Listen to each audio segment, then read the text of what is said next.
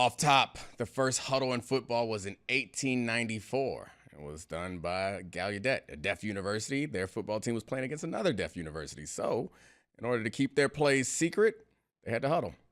Play the music! This is the Domonique Foxworth Show.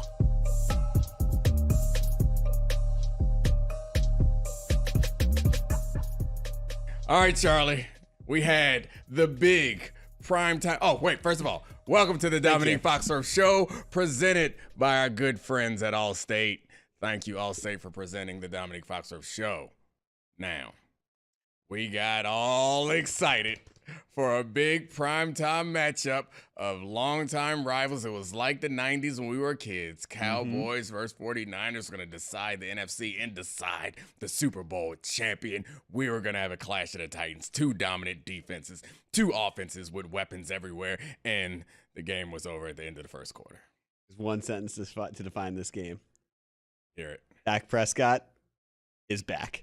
Oh, man. How about, it's not even fair. See, that is the ESPN angle where we have to talk about that's the Dak show Prescott. for this angle. That's I the just had Dak to troll you. Prescott angle. That's the Dak Prescott ESPN Cowboys angle. The truth is, I feel like today was a big day for Brock Purdy. It's a huge day for Brock Purdy. Like this, all of us, and I try to separate myself from the Brock Purdy doubters by acknowledging that if Brock Purdy was like a first-round draft pick and was doing this, like if Trey Lance was putting up Brock Purdy's numbers, we would be losing our minds. If any first-round pick with that pedigree, we'd be losing our minds, no matter how in the offense it was or how much Shanahan credit deserved for it.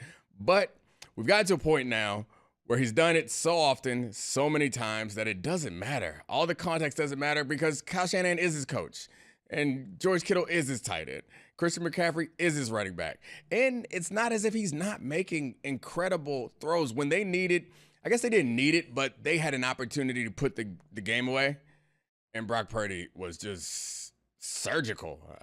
Lights out. Yeah, from the pocket, and he has this fire in him. And Dog. It's not Brock dog. Purdy. Here Dog. Dog. No more milkshakes for you. No more milkshakes for you. It's too much energy because you got a little brownie milkshake. Got a belly full of dairy, and I'm feeling like Brock Purdy. Brock was balling, though.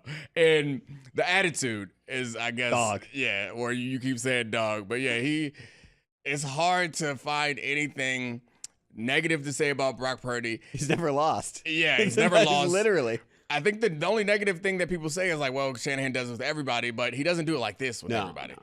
And this team very well could have won the Super Bowl last year with Brock Purdy had he not got injured. So I've said Brock Purdy 37 times, and I don't know what else to do with this other than they're the best team in football. Right.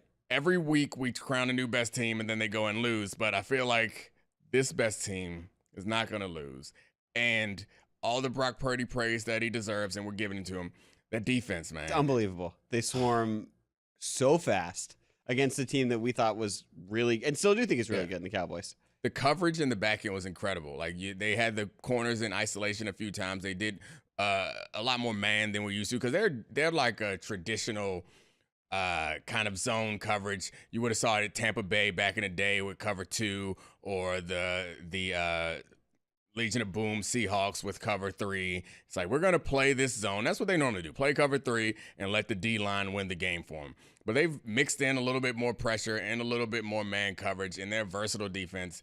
And Fred Warner's incredible, punching the ball out. Like, I feel like I'm not giving anybody any specific revelations that are worth sharing, but appreciating how good the 49ers have been this far in the season.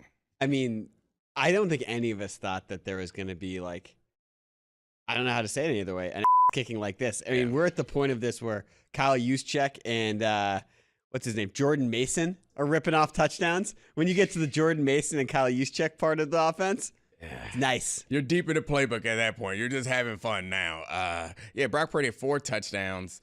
I was surprised to his completions over expected was negative for the game, which I was surprised by because, like, it seemed like the passes you were making were impressive, but I guess that's a credit to the offense that people were wide open.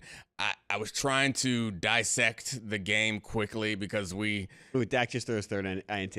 We're taping this in the fourth quarter. Third? Yeah. So I'm trying to dissect the game as it's going on so that I can come with some great revelation of game plan and strategy that the 49ers implemented. And it wasn't nothing special. It was what the 49ers do. There was a lot of zone runs, McCaffrey being special, and attacking the middle of the field, what they always do. The one thing that I would say, and I'm not sure if this is if they were faster getting rid of the ball than usual, but it seemed like early on at least they wanted Brock to get the ball out of his hands quickly, which makes sense with that D-line. Mike Parsons is terrifying. Yeah, that's what everybody does against that D-line. That's the one thing that I saw where when they attacked the outside of the field, it was quick. But generally, they just are better than them. Yeah. And they were running the ball effectively, even if not dominantly. Like, they were getting good chunks to put Brock Purdy in good situations. And Christian McCaffrey is special. Even with a fumble, he still bounced back and made plays. A couple times, yeah, too. He got lit up a couple times. Debo is special. The challenges they provide for that defense, from the creative things, from going 4-by-1. So, like, you think about trip set is a challenge for defenses because it's an overload. So, like, if you're a zone team, you might have to check out of that to something else. If you're zone blitzing from that side, then you might have a linebacker or a tackle on a receiver or a tight end, which may not be what you want, or a defensive end. But they would set up in a 3-by-1 and then motion Debo from the backfield out and end up in a 4-by-1, which is going to stress the hell out of your defense. Like, they were doing things like that, except the thing is they do it once every so often. So I imagine that you don't devote a ton of practice time to it. So then, yeah, you're like, fine. If they do this, you'll have a matchup with Debo against a linebacker. It's in the red zone, and then it's a touchdown, and then it changes the dynamics of the game. So, yeah, they deserve a ton of credit. We are careening towards an Eagles-49ers rematch in the NFC Championship. Eagles look good today, too, I thought. Like, I mean, the Rams are not nearly as impressive an opponent as the Cowboys. But what I have seen so far this season in the Eagles' ups and downs, offensively and defensively, what I have seen is Jalen Hurts is awesome. Yeah, he's sick. Yeah, and his down year, he's still sick. Whatever down year in quotes for the podcast audience. Whatever people last year were pointing to Jalen Hurts and saying it was about his surroundings, it's not. I'm not saying that it's completely untrue. Like, the surroundings matter, the talent matters. AJ Brown seems to be open all the time and makes plays all the time. But I will say, when their offense is in the mud through these first few weeks of the season, even when they're in the mud, he does 1 or 2 things a game, sometimes 3 or 4 things a game that you're like, oh, yeah, you don't need to design a play for that. He's going to break a tackle. He's going to roll out and throw a dime right over somebody's shoulder. And that's been the difference in most of their games. So I think they're headed for a collision course. I don't feel like the Eagles' defense is as good as it was last year.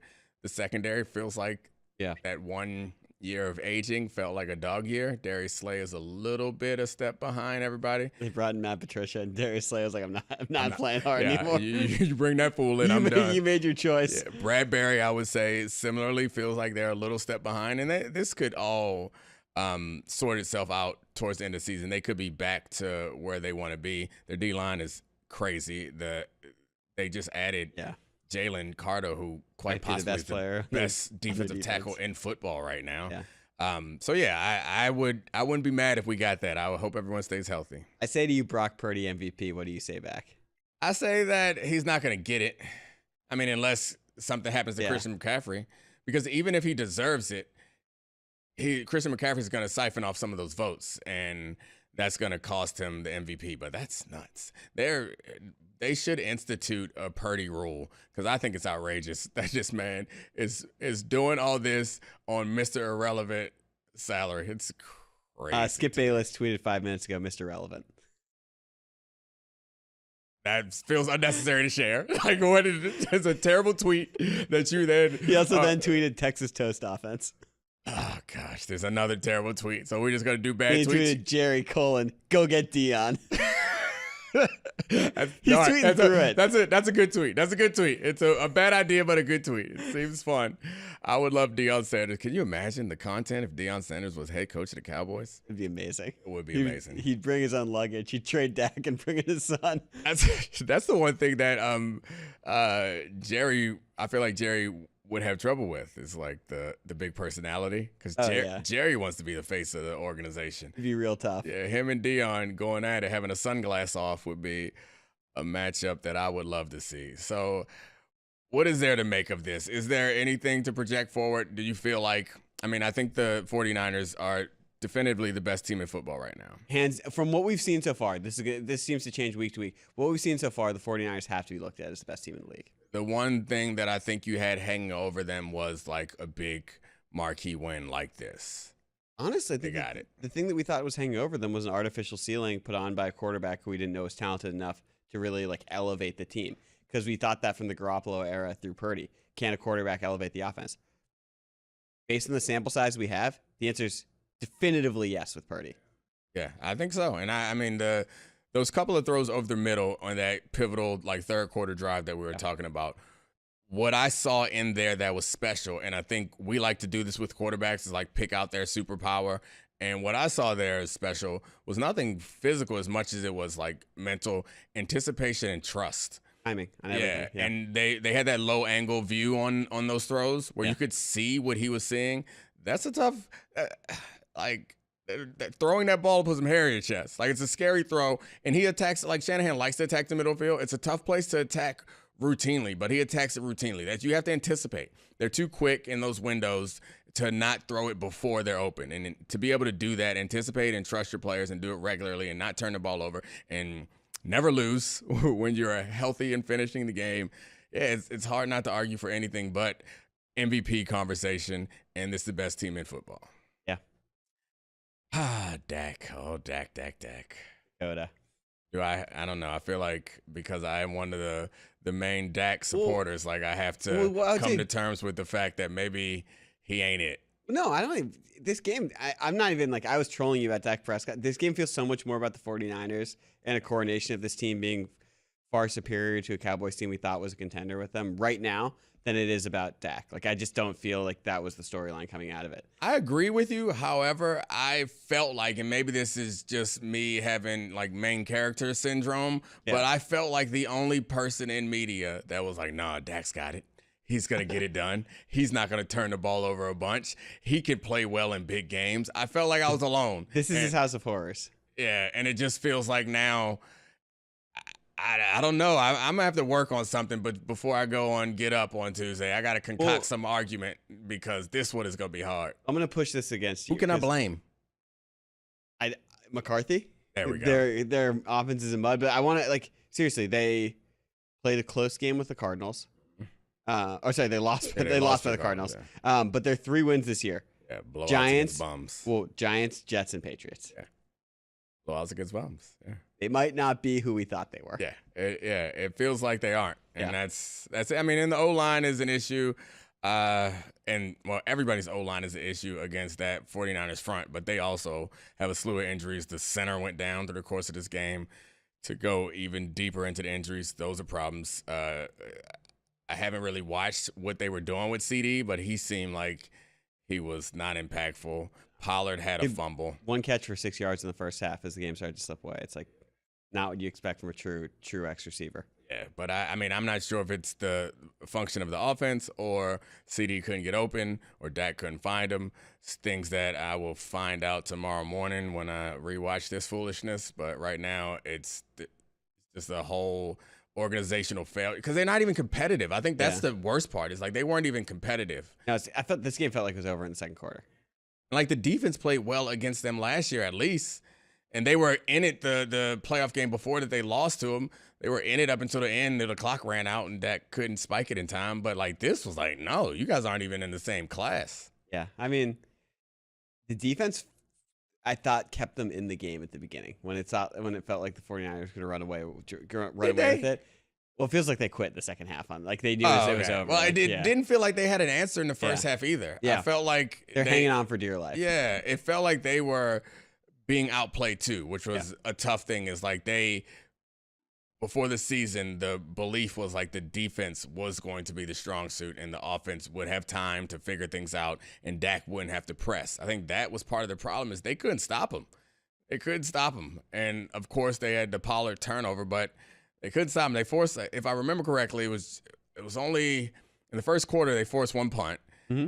The next time they forced a punt was like just before halftime, I think, and I think they scored on the rest of the drives. Yeah, and scored touchdowns. And touchdowns too. Yeah. It's the bad part. So yeah, they didn't have any answers either. So we can't point at Dak, but we're going to because don't worry, Dak is exactly who he thought he was. He'll get the Cowboys to the wild card. Yeah, they'll go 10-7. Yep. You'll get super excited.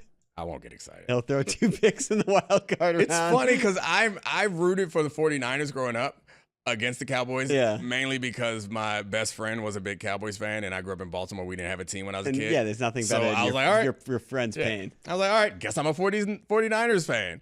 And I never really liked the Cowboys, but I became a Dak Prescott fan because I was watching how ridiculous everybody was acting around Dak Prescott when he was young. I was like, no, he's actually really good, guys. And now I'm in this corner where I'm watching him fail time and time again, and I'm the only one that's like, hey, he's good, guys. What do you think about just switching to becoming a full-time Brock Purdy fan? Ooh, go full Purdy. You're the first one to say that Brock Purdy's actually good. I can't be the first one. Somebody else has already said this, right? Is this my corner? This is your corner. All right, give it to me. Sorry, Dak. Cousin Brock. Cousin Brock. Brock. You're about to get a free hot tub. Oh my gosh, that was so ridiculous. His parents sell hot tubs. We're not gonna say what is actually going on there. Nobody is making a living selling hot tubs in Mesa, Arizona. All right, I think it's time to go talk to Kevin Clark about the rest of the games of this wonderful football Sunday. What do you think? Talk to Kevin. All right, now we get to welcome in my good friend and yours, Kevin Clark. Talk about some football. Welcome, buddy. How'd you shoot this weekend, Brett? Just so, should the viewer know that Charlie asked me about golf and that you protested by just making loud noises every time I started to talk? First, I threatened to break every camera in this room if I have to listen to you talk about your golf game this weekend. And then I said, la, la, la, la, every time you tried to make a noise. Literally Team America. He fake vomited nonstop for 5 minutes. Oh, it wasn't fake. I just held it down. Anyway, let's talk about a real sport with real athletes. Charlie, football, lead us. Definitely. I'll get there. I will say, massive improvement, Kevin. You used to be the enemy of the show, and he introduced you as good friend of the show, Kevin Clark. So this is great. Full sarcasm. 100% sarcasm. I'm just waiting to keep the count of how many times he name dropped somebody that he interviewed on his own show. So I got to get to it so we can actually get to the name drops. Dan Marino incoming once we get to the Dolphins topic. Okay, first one. Have the Bills passed the point of no return with their injuries after what happened this morning in London? Oh, man. I mean, the London game, I think it's hard to make conclusions about this team because the London game is the London game. It's a home game for only the Jags because they live out there. Are we open about the fact that they're, like, actively trying to move the Jags to London? Like, or are we still pretending like they just coincidentally get sent to Jackson or get sent from Jacksonville to London every year? Not only that, they're asking for $1 billion from Jacksonville for a new stadium, and they're going to continue to play in London 2 games a year. So it's like, what's the $1 billion for?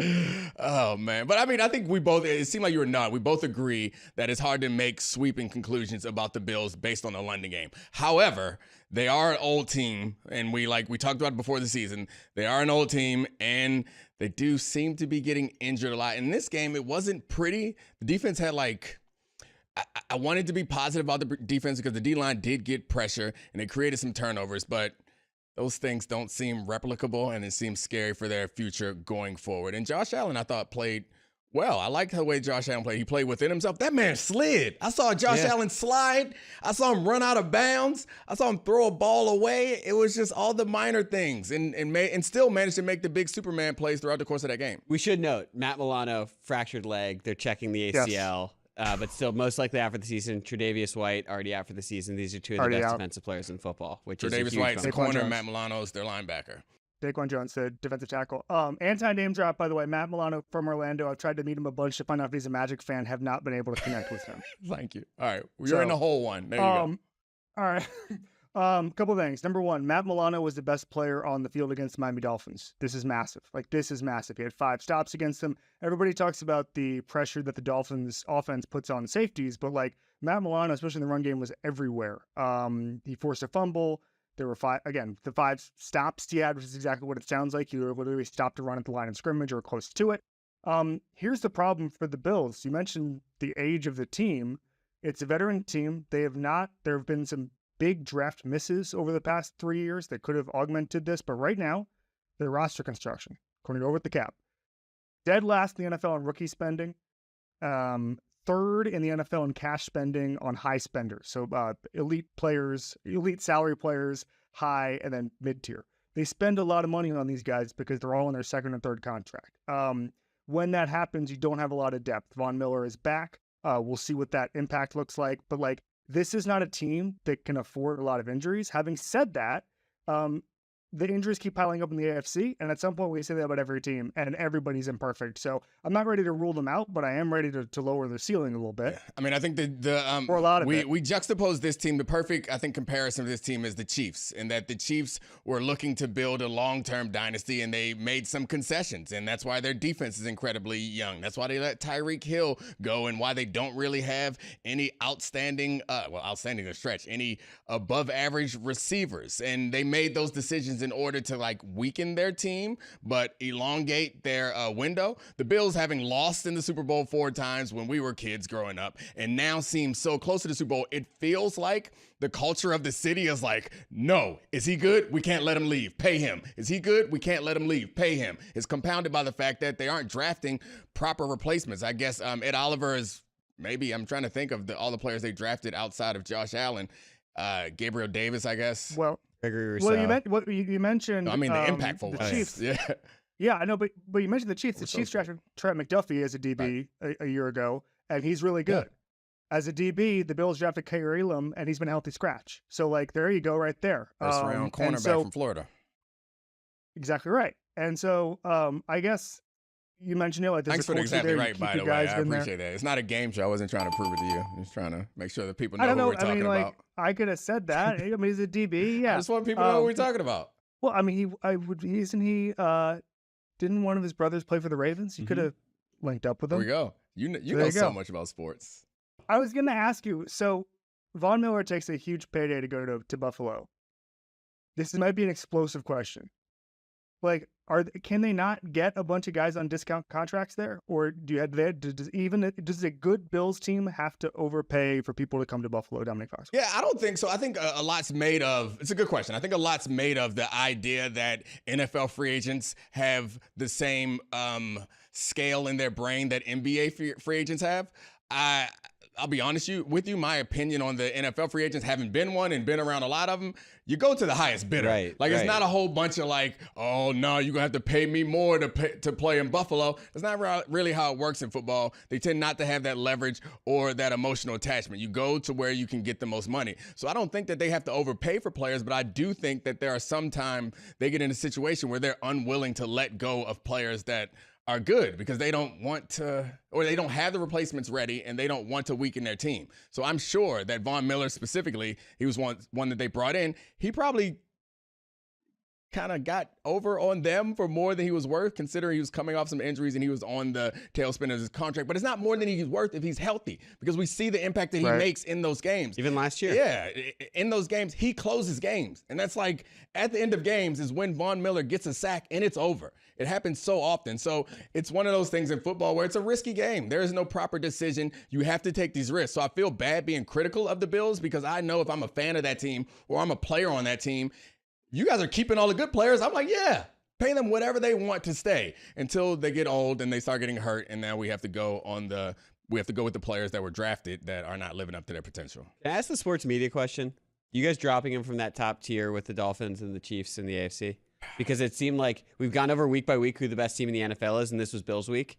I mean, the Chiefs could have lost to the Vikings today. They have Patrick Mahomes. Which, yeah, I mean, I know. I'm just saying, like, everybody's shown these flaws, and so I'm not. And my AirPod just fell out. So I mean, who might have, cast stones, as far as being flawed.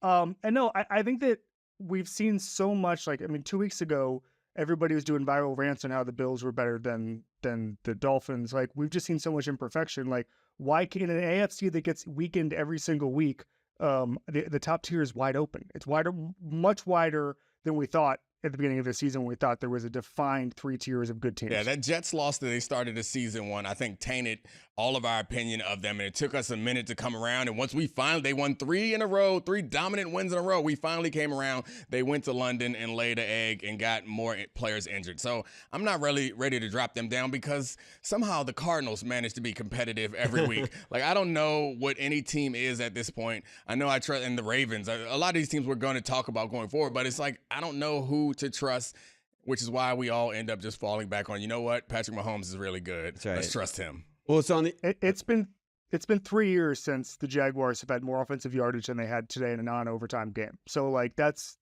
troubling. But I feel like every contender's had a game like that. Do you want to talk about the Jaguar side of this for a little bit? Because this team's been really weird. They're like a completely non-explosive offense. Trevor Lawrence is still like processing and playing at a high level, but what a weird start to the season for them. I mean, I think they played better in this game than the score revealed. Like I mentioned before, there were like fumbles that they lost in inopportune times in the red zone. I think this game could have been out of reach. I think Trevor Lawrence played extremely well on third downs, making good decisions, attacking those weak points in the defense. Yeah. Can I stat you down? Stat me down. They only had 11 points and 240 yards through 3 quarters, and then had 234 yards and 14 points in the fourth. So to your point, yeah, it could have been out of reach. Yeah, and they Etienne made some big plays towards the end of that game. The D-line wasn't as dominant as it felt like they were. Like as I'm watching the game, I'm like, damn, the D-line's getting pressured. Then I go back and look at the key plays. They weren't doing the things that I expected them to do. But I think like it's another one of these teams that has the talent and has shown peak ability last season and this week, but they just can't be consistent. I think that's a couple of things. Number one is they have a pretty bad GM. They whiffed on the first overall pick. They have a generational, I think a guy who has the capability still to be a generational quarterback. And so there's a kind of a mismatch there. It's not like they're going to be on the Chiefs trajectory ever where they just take off and never look back. You mentioned the weirdness of it. I will give you another stat. I like to stat you down. That's what Charlie and I like to do on this show. I saw the stat on ESPN and I'm baffled by it. So Lawrence was pressured on 22 dropbacks today. Okay. He was sacked a career high 5 times, but when he wasn't sacked, and by the way, he had 2 lost fumbles on those sacks. When he wasn't sacked, he had the best game under pressure he's ever had in his career. 10 of 13, 145 yards and a touchdown. So it's like play to play, they're a different team. Yeah. And I think I don't know what that is. It's just a weird hodgepodgey roster. You do know what it is. Team. So first of all, the stat that you gave perfectly encapsulates the feeling that I got while I was watching that game, where it's like, he's awesome. Yeah. Why aren't they winning by more? Yeah. And, but I do think that you explained why they're so inconsistent. It looks like a different team is because they have a quarterback who's good enough to overcome bad things around him sometimes. He can't overcome it all the time. And sometimes the things around him aren't bad. Sometimes the things around him are good, but sometimes they fall off. Sometimes they aren't protecting him. And sometimes the game plan is not up to par. Sometimes the general manager is surrounding them with players that are not up to the standard. And I think that's why you see peaks and valleys from a team like this, where it's like, wow, this guy's better than anybody at this moment. Oh, now he has 2 300-pound linemen draped all over him. Can I get over my skis on a cross sports analogy? Oh, I love it. Charlie? Let's do it. Let's grade it. I went to a baseball game. No big deal. Earlier this summer, and it was against the Padres. Yankees against Padres. Okay, and every time there was a Padres guy, not a huge baseball guy, I'd Google him, and it'd be like, this guy's like a 4-time All-Star. He's amazing. He's crushing it this year. He's one of the best young players in baseball. Every single time, I'd be a name pop up, I'd Google it. It's like, this guy's amazing. And I'd say to my buddy, so these guys must be awesome. And they're like, no, these guys suck. And it's like with the Jaguars, sometimes I watch these guys and I'm just like, oh, this guy seems generational. Oh, this guy seems like the best athlete I've seen on a football field in a couple of weeks. And then you see weeks where they just can't put it together. And I'm not saying they're the Padres because I don't know anything about the Padres organization other than what I just described. I literally just emptied out my notebook of Padres knowledge. But what I will say is that I just feel like it's that kind of team where the talent and the top end talent doesn't match the potential on the field. It's the beauty of football is the top end talent is never enough. You got to be all on the same accord, like we are here with our producers and our co-host and our cameras. What's next? Totally. All right, let's move on. I want to talk about the AFC North. I need to ramble for a second because I want to go through the 4 teams because this is Domonique's beloved AFC North before the season. Oh, the toughest division in football. Put some bass in like, your voice when you do a Domonique imitation, damn it. It's some bass in my voice. You know that's impossible. I don't have any bass in my voice. Well, okay, let's get to the teams. The Steelers are at the top of the division, but they're 3-2. We don't trust them. They have tiny-handed Kenny Pickett. The Ravens are just the same team as last year. And Todd Monken is basically just wearing it's just Greg Roman in a mask that looks like Todd Monken. It's the same offense. Joe Burrow and the Bengals are 2-3 and have the 49ers before their bye, but seem like the only team with upside. And the Browns have a great defense, but a quarterback who's been bad for half of the season, and they're 2-2 on bye. So my question to you guys, do you trust anyone in the AFC North to be good? Kevin is champing at the bit, so I will move out the way before he jumps to the screen. I have no idea why Charlie's being so aggressive. Yeah, I mean, it's because he believes that I love the AFC North, so he wants to take a shot at me. Like, for some reason, I bet some money on them or something. I didn't. I did think the division was going to be much better. I thought we were doing aggro today. I was following Domonique's lead. It doesn't fit you though. You know how Todd Monken is actually Greg Roman wearing a Todd Monken mask. Yeah. Don't put on the aggro mask. It doesn't work for you. It would be very bad if I put on a Domonique mask. I would never be allowed back on air. I love you. That was the best moment of my night. All right. So I think you make some interesting points. And so where do we start with this? The Ravens game today was like a mirror of their game against the Colts, except even more painful in that, like, it's obvious that they're better than the Colts. It's obvious that they're better than the Steelers, but they still manage to somehow lose. And when you have only 17 games, you can't drop the easy ones or the ones that you have in hand. And they did it in this game with a bunch of ridiculous plays. And it's like, Lamar Jackson deserves the criticism for his inaccuracy and inconsistent play. But he also threw a couple of touchdown passes that were batted down by his wide open receivers. So it goes back, and this is not a Ravens trait normally. While you say it's the same as last year's team, the idea that they're going to be up and down inconsistent doesn't seem like a Ravens trait. That seems like a Jaguars trait. The idea that they're all going to be injured and somehow still perform well, that feels more Raven-y than anything else. So how they go into this game and manage to blow it again, like, it feels like it should surprise me, but I guess Lamar Jackson has had inconsistent play over the last couple of years. Since his MVP season, he's been injured, he's been up and down, but he always seems like, I think to your point, the Todd Monken and the mask situation is, no matter what offense you install, it's going to be great if Lamar is balling. Yeah. And no matter how complicated it is, it's going to be great if he's balling and stink when he's not.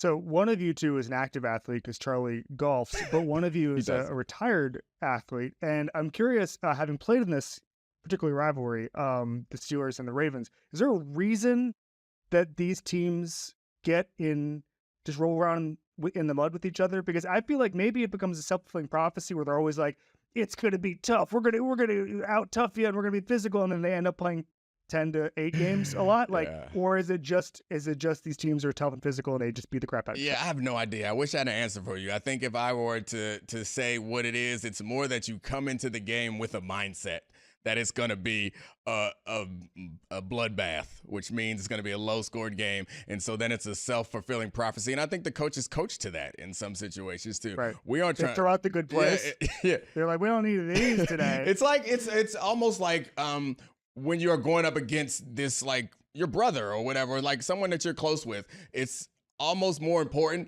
to like impose some sort of dominance. It's like, you know what? In this situation, we're not going to run the cutesy wootsy play that might get us a 50-yard touchdown. We're going to smash them in the mouth. But to answer your question, Charlie, like I don't trust anybody. I trust the Ravens the most to figure it out only because of the floor with Lamar. I just feel like at some point that's going to set sail, and he's got a floor that's higher than right now. I don't think that beating the Cardinals is that much of an accomplishment. Joe Burrow had a couple of throws today that made me think that he's progressing. On Around the Horn of the Day, I called for him to be like basically take the next 3 weeks off. I still feel that way, but at least it looked like something was happening there today, just giving the ball to Jamar Chase over and over again. But I don't think that's sustainable. I think the reason that offense works is because they're able to hit people at every single level all over the field when the defense takes something away. So if Jamar Chase gets taken away against the Seahawks, against the Niners in a couple weeks, like, what do you do? Trent Irwin fell down and it led to a tipped interception today. Like that's a problem. The chemistry with T. Higgins has just not been there since the start of the season. It's been very inconsistent. So I'm kind of putting them aside until we see what happens with Joe Burrow's calf. Steelers are the Steelers. I guess if I had to trust anybody, it would be Baltimore. Yeah, I think I feel the same way, but I don't feel all that confident in them. If I had to trust one team, it's Baltimore, Right. and it's more because of their track record than it is because of what we've seen this season. Because I think 2 games like that, like I mentioned against the Colts and the Steelers, if I saw that from a team and I couldn't tell what team it was, I'd be like, oh. This team, man, they get soft at the end of the game. They fall apart. I can't trust them in those big moments. But it's because we've seen the Ravens do it. We've seen Harbaugh. We've seen Lamar do it that I feel like I can trust them definitely more than the Steelers and Kenny Pickett. And you're right. The Bengals are a team that I would feel that way about if it wasn't the fact that I saw Joe Burrow's atrophied calf today, and it does not inspire confidence for him being able to play out the rest of this season. It's so interesting. That's the only team that I really think has upside because of Burrow. Because Burrow's he's so clearly been the best quarterback in that division, one of the 3 best quarterbacks in the NFL. That's like if he gets right after the bye. Weird things happen in the NFL. It's like I would be stunned if they beat the 49ers next week, but weird stuff just happens in the NFL. And what if they go into the bye at 3-3? I think you can make that same argument. I think because the defenses are good in this division, it's like if they can figure it out on the other side. I think that's part of the reason why I feel comfortable about the Ravens is like I do know that Lamar has the ability to go off for long stretches. And that defense has been really good so far, even considering all the injuries. They got Marlon Humphrey back in this game, which was not great since Pickens scored the game winner on him. But other than that, he's a great cornerback, which I think makes this team a lot better. Basically, if they saw Pickens in single coverage, they'd go to him, and it doesn't matter if it's Marlon Humphrey or whomever. I mean, that's kind of what it means to be an NFL receiver. If you have an NFL-level quarterback who's not under pressure and an NFL-level receiver in man coverage, the receiver's supposed to get open. The game is designed for that. The rules are designed for that. So, all right, Pickens, good play, buddy. You ready? Let's do it.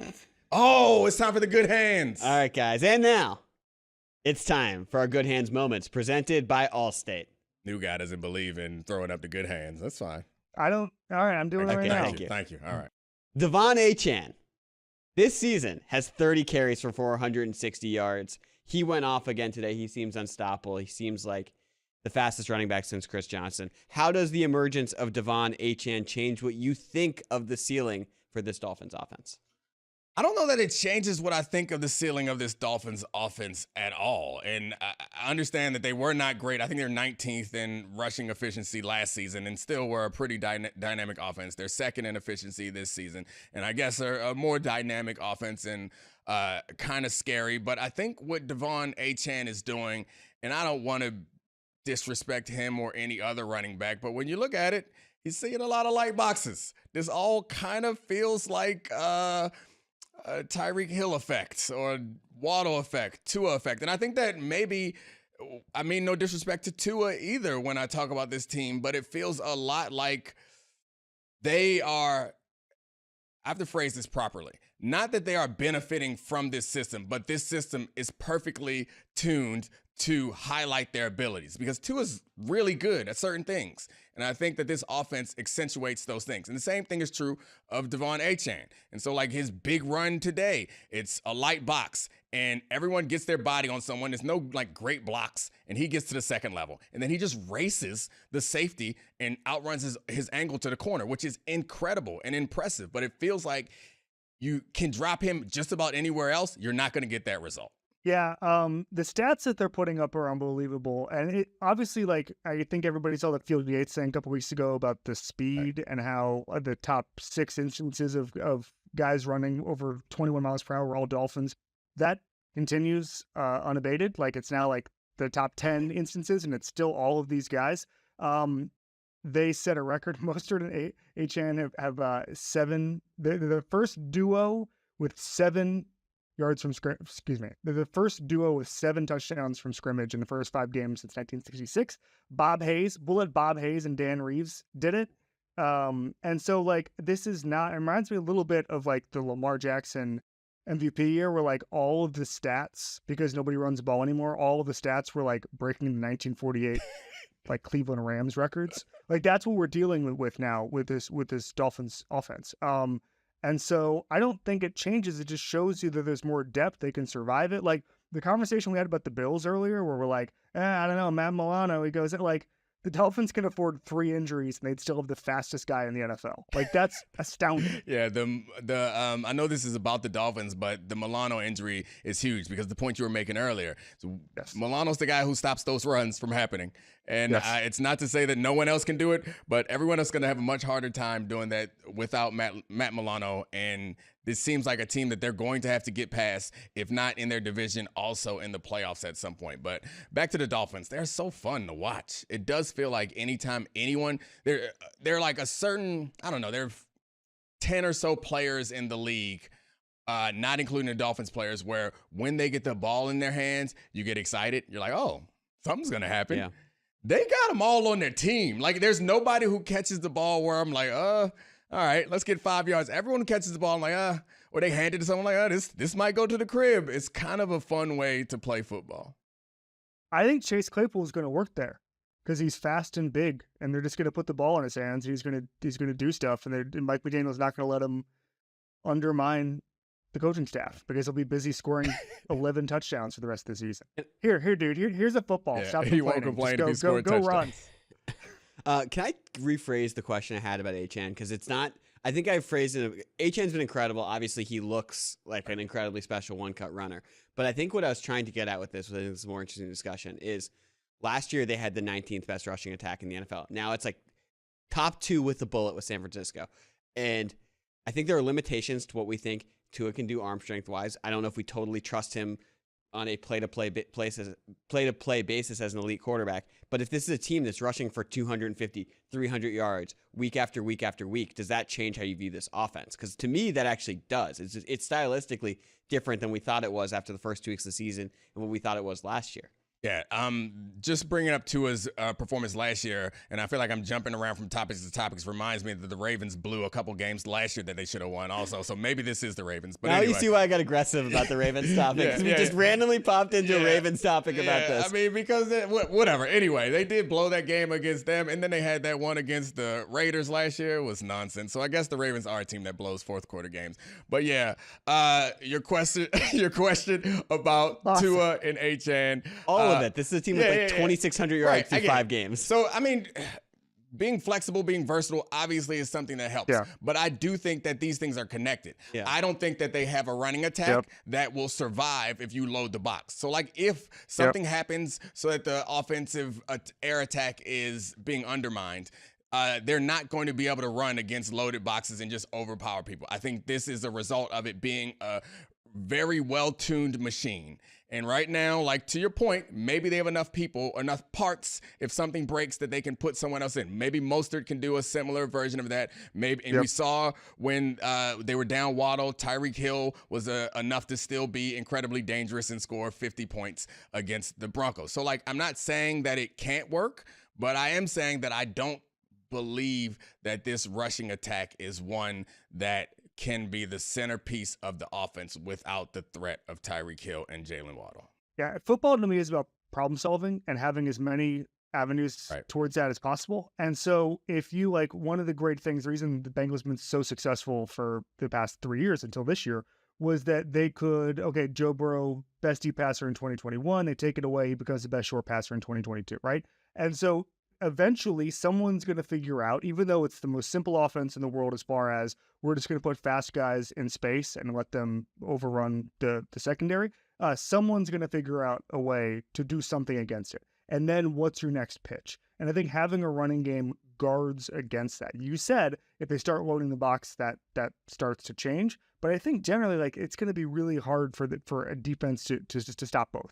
And that's why I think, Charlie, you're right. Like, there's a new dimension here that even though we're taking for granted how how efficient this thing is. Like it is new. This wrinkle is new. Yeah, no one's going to load the box because that means you're leaving Tyreek Hill out there on an island in isolation. Right. And I would say that Jalen Waddle. Traditionally, that loading the box is when you do give up the big runs. While the success rate is a lot lower, the big runs happen when you don't have two safeties back there. So it still could work in their favor, where they would just be more of a boom and bust running attack. So this team is a competitor. So we'll see. As long as the defense can get better, and they'll get better when Jalen Ramsey comes back, I think that they've proven in this, like, I was going to say jumble of the AFC, but it feels like the whole league is like a jumble, that they've proven that they are good enough to be competitive on any given Sunday. How you like that? Football cliche time? I love cliches.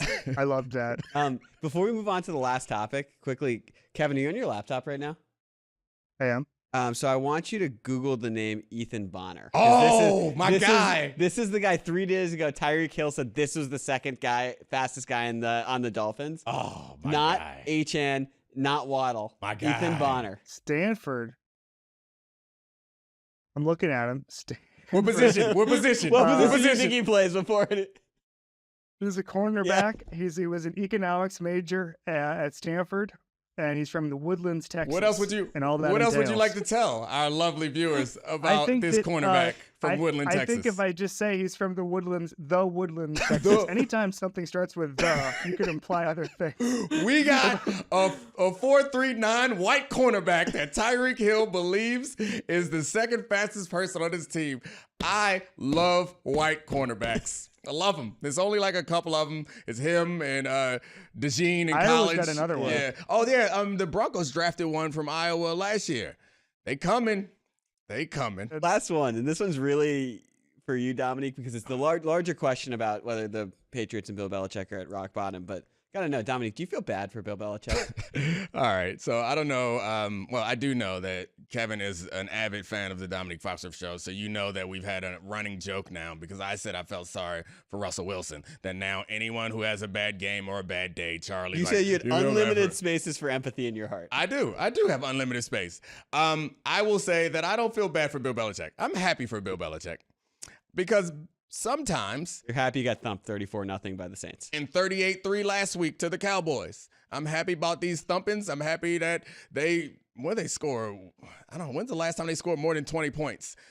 Week 1, I think, maybe. But anyway, I'm happy about all of this, because sometimes you get a little arrogant and you got to learn from a little discomfort. So I'm happy for Bill Belichick, because now he's learning.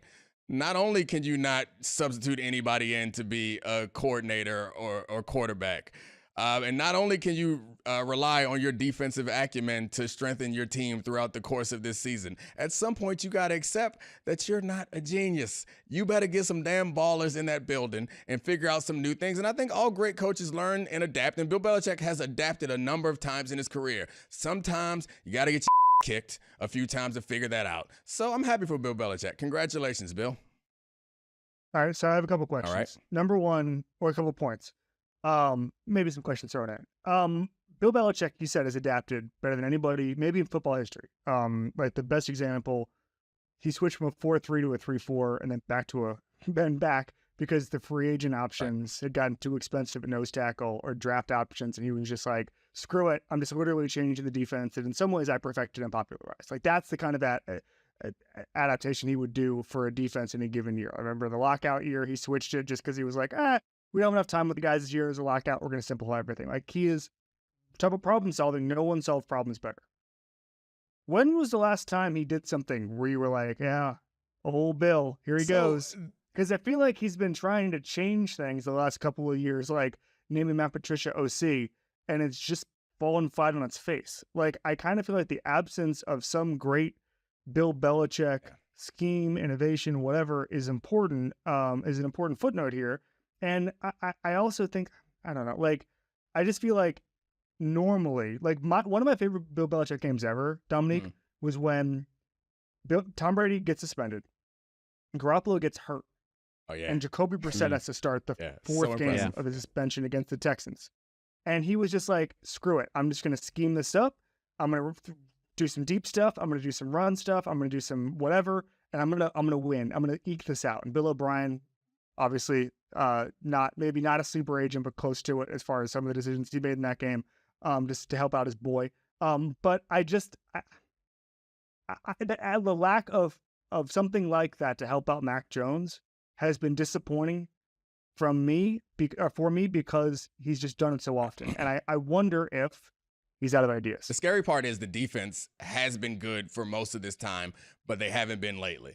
And even with injuries or whatever, he finds ways around to make the defense good, and which keeps them in games, which then can end up having a decent rookie season for Mac Jones because you're not asking a whole bunch of them.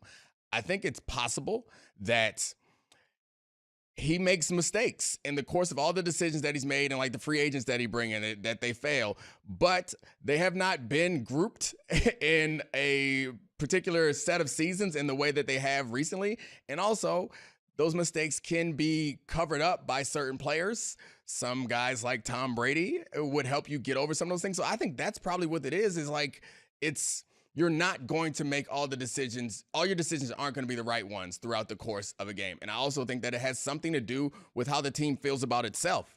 I think the mystique that's around a team and it feels like kind of soft and hard to quantify. But I do believe that you prepare for a game, you enter a game, and you execute the game plan in a different way when you believe that Bill Belichick gave it to you. Then when you're like, this guy ain't been doing nothing in several years, and now you approach the game and the game plan in a different way. So I think all of that is interconnected, how he's going to save it. And the really interesting thing that you said, or the thing that came to my mind that I thought was interesting when you were talking was he seems egoless in a way because, to your point, the 3-4 defense that he somewhat perfected and became like a relevant coaching prospect off of doing that and then had success using it. He's willing to be like, all right, I don't need that no more. I'm moving on. But what the last couple years it's felt like arrogance. And maybe it's me being biased or not having a full view of what's going on, but that's what it kind of feels like, particularly with last year with the coordinator situation. It's like, whatever. I'll figure it out. I also think that so much of what he's done over the past 20 years has been built around him being successful with it. And what I mean by that is like being a jerk to the media is actually kind of charming when the fans are like, classic Bill, he's not giving you anything when they're going 14-3, 14-2. But now the fans demand answers on why Mac Jones is doing this or doing that, right? Now they're wondering whether or not Mac Jones is getting benched or whatever. Some of the ways he treats his players as far as whether that's being hard on them, whether that's being, you can't market yourself in the media. There has been a lack of fun, I think, in some parts of the organization when you're a player there. That the carrot is that you win a Super Bowl eventually. Right. And I wonder, like, if you are there for 4 years and you lose, aren't you just like, this wasn't worth this? This kind of sucks. I was gonna say also, like, this is like part of me. You talk about adaptation with Bill Belichick. Look at the league. Look at the Chiefs' speed, Eagles' speed, Dolphins' speed, 49ers' speed, and playmakers everywhere. They're just slow and like boring. And so that's the thing is almost all of Bill Belichick's adaptations have been zigs, and that's why they were successful adaptations. So being slow is his zag on this one? No. I think you more. I think what Dominique's saying is like 2 tight end sets. Yeah. We would try to go more run game. I'm not heavy. saying that it's smart, but I'm saying all the innovations and all the things that we were impressed with seemed stupid at the time. And if some other coach who didn't have his pedigree did it, we'd be like, what's this buffoon doing? And he's lost that credibility. And I think going into last season, I was one who was like, all right, we'll trust this no offensive coordinator thing. We'll trust all these free agents thing because he's like, all right, he's always moved on from players the right time. He's gotten players for cheap. And when he did decide to go in on a free agent, it was like, all right, I'll go all in on this cornerback because this matters so much to my defense. And he's always been like these little moves. All right, we'll go all in on Randy Moss. We're going to go 2 tight ends before anybody else is going 2 tight ends. We're going to attack defenses that way. We're going to build our offense around Gronkowski. Like, these are things that nobody else was doing. And we were like, this is weird. It's freaking working. So he's doing weird stuff again, but it's not working. And if you do weird stuff 3 years in a row and it doesn't work, eventually we're like, you're weird. Do you think Randy Moss would still be their best receiver like today? Wait, but Dominique, it's not just that he did the two tight end thing before everybody was starting to do it. He did it in reaction to what was going on in the league. That was the beginning of the passing boom. Everybody's investing in outside corners because they're trying to get the Darrelle Revis is the man on the outside in New York. And it's like, cool, you guys are all trying to figure out how to stop the outside receivers, and Matt Stafford's putting up all these stats. We'll just own the middle of the field, and we'll draft Rob Gronkowski and a future convicted murderer. That was fun. All right, so I do think that the point that we've come to here is, I think, a good one. We talked our way to something that I think is really smart about Bill Belichick, and the difference between the Bill Belichick that we remember and the Bill Belichick that we're seeing now is the adaptations were from a place of humility and a place of reacting to the other things that were going on. Oh, Randy Moss is available at a low price? All right, we'll build our offense around that. Oh, these tiny white slot receivers who play lacrosse are cheap, but they're quick. We can build our offense around that. Oh, these are opportunities defensively. We can manufacture a pass rush artificially here. Oh, we can pay a corner to lock this guy down and move our resources elsewhere because no one else is doing that. Like, it's always a reaction. This is the first time these last couple years where it doesn't seem to be a reaction. It seems like it's not coming from a place of humility as much as it's coming from a place of, oh, but I know what I'm doing. I can do this because I've always done it. This feels like a weirdly good discussion for this show. I feel weird about it. How dare you? All the discussion of the show are weird. You want to know what I feel weird about? We're about to end the show. -1 name drops for Kevin Clark. Good job. Congratulations, Kevin.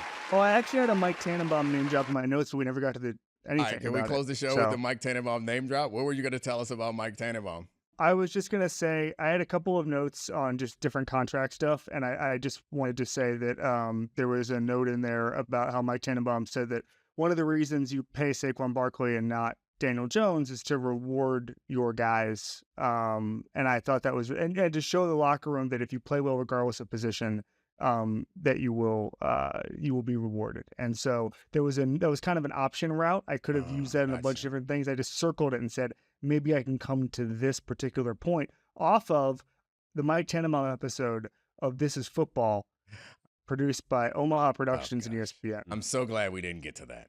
Anyway, thank you, Kevin Clark, for joining us on the Domonique Foxworth Show, presented by Allstate. And also, thank you, Charlie, for being awesome as usual. And thanks to all the great producers, Kevin, Brian, Serafina, Megan, and Podville for this wonderful studio. And we out. This is the Domonique Foxworth Show.